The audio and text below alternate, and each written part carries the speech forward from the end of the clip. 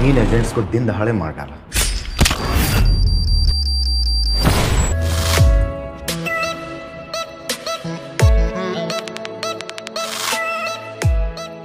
Madam chief minister जैसी critically सफल film देने के बाद ऋचा चड्ढा का अगला प्रोजेक्ट जी5 पर रिलीज हुआ है, जिसका नाम है लाहौर कॉन्फिडेंशियल। डायरेक्टर है कुणाल कोहली। ऋचा चड्ढा इसमें आपको एक रॉ एजेंट की भूमिका में दिखाई देंगी। मुख्य भूमिकाओं में उनके साथ न जाएंगी करिश्मा तन्ना और अरुणोदय सिंह। जी5 ने 68 मिनट की इसको फिल्म बना के जो उन्होंने पेश किया है, ये लंदन कॉन्फिडेंशियल का पार्ट 2 है, लाहौर कॉन्फिडेंशियल, जहां पे हमारे रॉ एजेंट लाहौर में जाके कूदाफांदी करते हुए हमें दिखाई देंगे।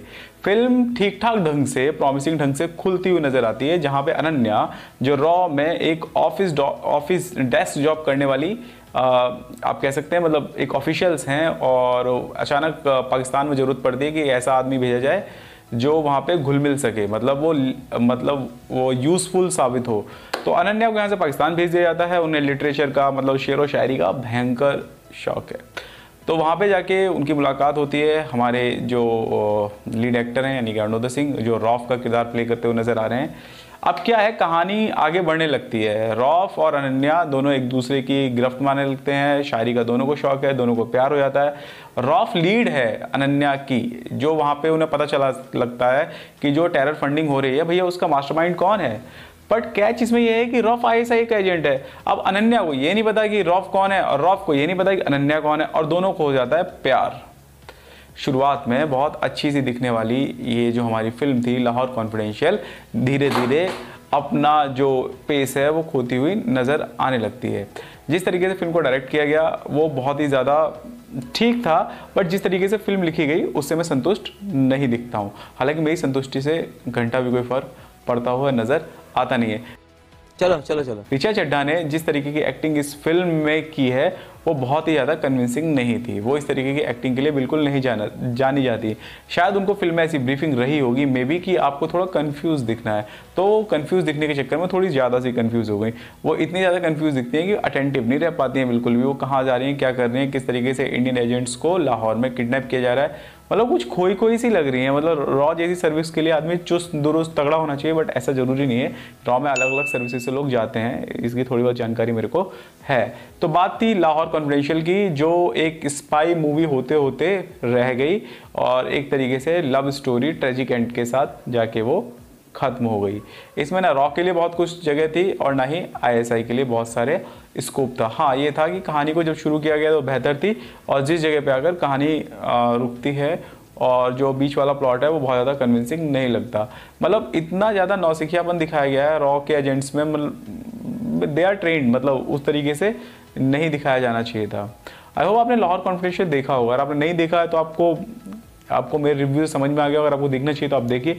अदरवाइज आपने लंदन कॉन्फिडेंशियल देखा होगा तो आपको शायद क्यूरियोसिटी होगी कि इसके पार्ट 2 यानी लाहौर कॉन्फिडेंशियल में क्या हो रहा है। तो ऋचा चड्ढा की बैक टू बैक 2 फिल्में हैं। पहले तो उनको बधाई कि बैक टू बैक उनका काम आ ही रहा है लगातार, और बट हाँ, मैडम चीफ मिनिस्टर के लिए उन्हें अतिरिक्त बधाई कि वास्तव में उन्होंने वहाँ पे काफ़ी ज़्यादा अच्छा काम किया था और काफ़ी अच्छी फिल्म मैडम चीफ मिनिस्टर निकल के आई थी। लेकिन उसके बाद थोड़ा सा यहाँ पे मामला हिलता हुआ नज़र आ रहा है। बट इट्स मतलब क्या, एक आर्टिस्ट की जर्नी है, अप्स एंड डाउन आते रहते हैं। मैं पर्सनली ऋचा चड्ढा का फ़ैन हूँ गैंग्स ऑफ वासेपुर से, और उसके बाद भोली पंजाबन वाला जो उनका किरदार वो मेरे को बहुत ही ज़्यादा पसंद है। बहुत ही तसल्ली से, शांति के साथ अपना काम करती हैं।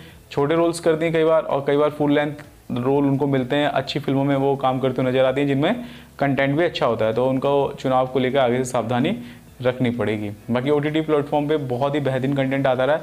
हम काफ़ी सारे कंटेंट के ऊपर लेके कहानी बनाना चाहते हैं। मतलब ये था कि जब हम ये शुरू कर रहे थे, जब हम प्यासा शुरू कर रहे थे, तो ये था कि हम सिनेमा पे चर्चा करेंगे। मतलब हम रिव्यू कभी नहीं करना चाहते थे स्टोरीज़ का, कि मतलब फिल्में आएंगी या वेब सीरीज़ आएंगी हम उनका रिव्यूज़ करेंगे। बट हो ऐसा रहा है कि हर हफ्ते कुछ ना कुछ आ जाता है इस तरीके का, वो कंटेंट देखो और उसके बारे में फिर हमें चर्चा करनी पड़ती है।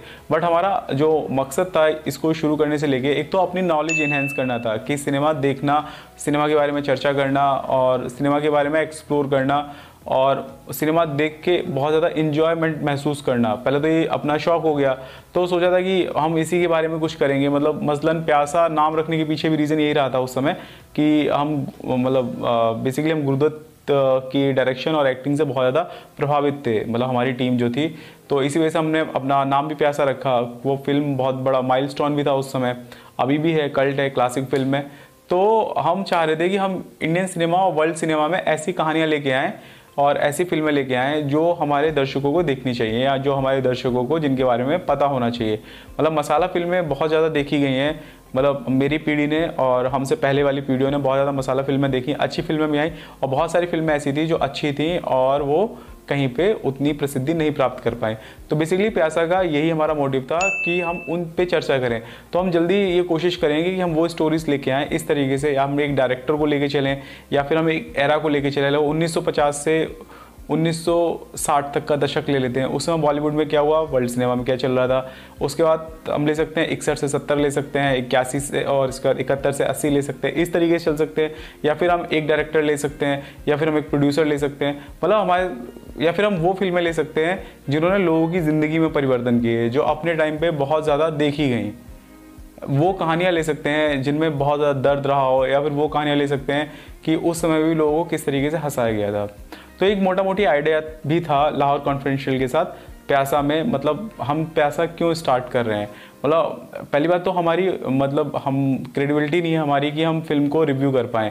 कोई फिल्म को रिव्यू करने के लिए हमें बहुत सारी चीज़ों की ज़रूरत पड़ती है। लाइक हमें सिनेमेटोग्राफी के बारे में थोड़ा बहुत पता होना चाहिए कि मतलब क्या, कौन से कैमरे पे शूट होता है, क्या लेंस लगता है, या फिर हमें ये पता होना चाहिए कि स्क्रीन प्ले कैसे लिखा जाता होगा, फिर हमें ये पता होना चाहिए कि एडिटिंग कैसे होती है, म्यूज़िक, ओरिजिनल स्कोर क्या है, साउंड क्या है, बाकी बहुत सारी ऐसी चीज़ें हैं, कोरियोग्राफी है, फिर लोकेशंस हैं, इन सब के, और एक्टिंग की बारीकियाँ हैं। ये सारी चीज़ें इकट्ठी होकर तब सिनेमा, मतलब बेसिकली ये आर्ट फॉर्म है, बट एक combination of art and science है एक तरीके से देखा जाए तो सिनेमा ना।